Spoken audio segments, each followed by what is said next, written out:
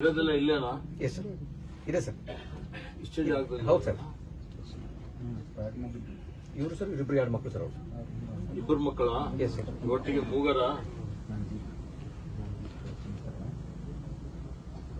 ಬಹಳ ಅನ್ಯಾಯ ಆಯ್ತಪ್ಪ. ನಮ್ಗೆಲ್ಲ ಬಹಳ ದುಃಖ ಆಗಿದೆ. ಯಾರು ಅಪರಾಧ ಮಾಡಿದ್ದಾರೆ ಅವರಿಗೆಲ್ಲ ಶಿಕ್ಷೆ ಕೊಡಿಸ್ತೀವಿ. ಮಾಡ್ಯಾರ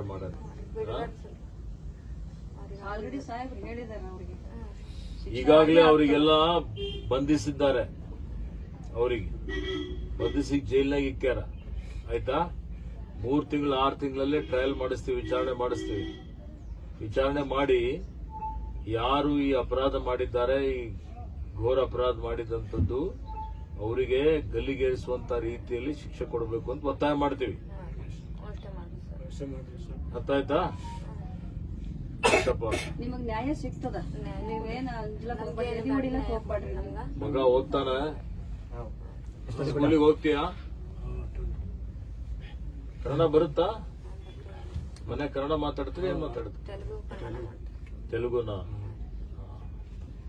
ಮಗ ಶಾಲೆಗೆ ಹೋಗ್ತಾನ ಇಲ್ಲ? ಯಾವ ಕ್ಲಾಸಿಗೆ ಓದ್ತೀಯಾ? 5ನೇ. ನೀ ಯಾವ ಕ್ಲಾಸಿಗೆ ಓದ್ತೀಯಾ? 10th ಇದ್ದಿ. ಓದು ಚೆನ್ನಾಗಿ.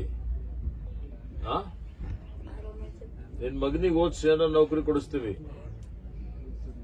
ಸರಿತಾ? ನೀನು ಮನೆ ವಿನೆಯನ್ನ ಕಟ್ಸ್ಕೊಡ್ತೀವಪ್ಪ.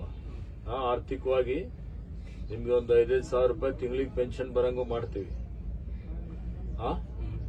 ಮತ್ತೆ ಪರಿಹಾರ ಕೊಡ್ಲಿಕ್ಕೆ ಹಸ್ತೇನೆ. ಸಿಂಧು, ಅವನು ಯಾರು ಎಷ್ಟು ಅಫ್ಸರ್ ಬಂದಿದ್ದಾನೆ? ಎಲ್ಲಿದ್ದಾನೆ? ನಿನ್ನೆ ಮೊನ್ನೆ ಬಂದು ಭೇಟಿ ಕೊಟ್ಟಿರಲಿ. ಇವರಿಗೆ ಪರಿಹಾರ ಕೊಡ್ಬೇಕಲ್ಲಪ್ಪ?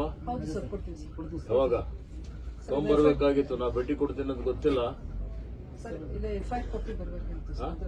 FIR ಕಾಪಿ ತಗೋಲಿಕ್ಕಾಗಲ್ಲ ನಿಮ್ಗೆ? ಇಲ್ಲೇ ಪೊಲೀಸ್ ಇಲ್ಲೇ ಅದ, ಅವ್ರ ಹತ್ರ FIR ಏನೋ ಬೋರ್ಡ್ದಿಂದ ತಗೊಂಬದಿರುತ್ತಾ? ನೀ ಕತೆ ಹೇಳ್ಬೇಡ. ಅವಾಗಿಂದ 4 ಲಕ್ಷ ಕೊಡ್ಬೇಕಂತಿದೆಯಲ್ಲ, ಯಾಕೆ ಕೊಟ್ಟಿಲ್ಲ ನೀನು? ಇವತ್ತು ಸಾಯಂಕಾಲ ತಂದು ಕೊಡಿ ಚೆಕ್. ಅರ್ಥ ಆಯ್ತಾ?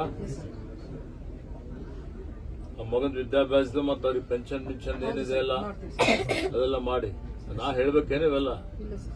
ಇವತ್ತು ನಾನು ಹೊಂಟಿದೆ ಅಂದ್ರೆ ಚೆಕ್ ತಗೊಂಡ್ಬರ್ಬೇಕಾಗಿತ್ತು.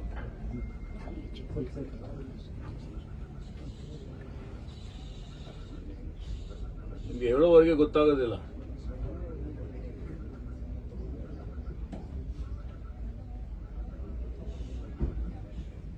ಚಿಂತೆ ಮಾಡ್ಬೇಡ್ರಮ್ಮ, ಆಯ್ತಾ? ಪ್ರದೀಪ್.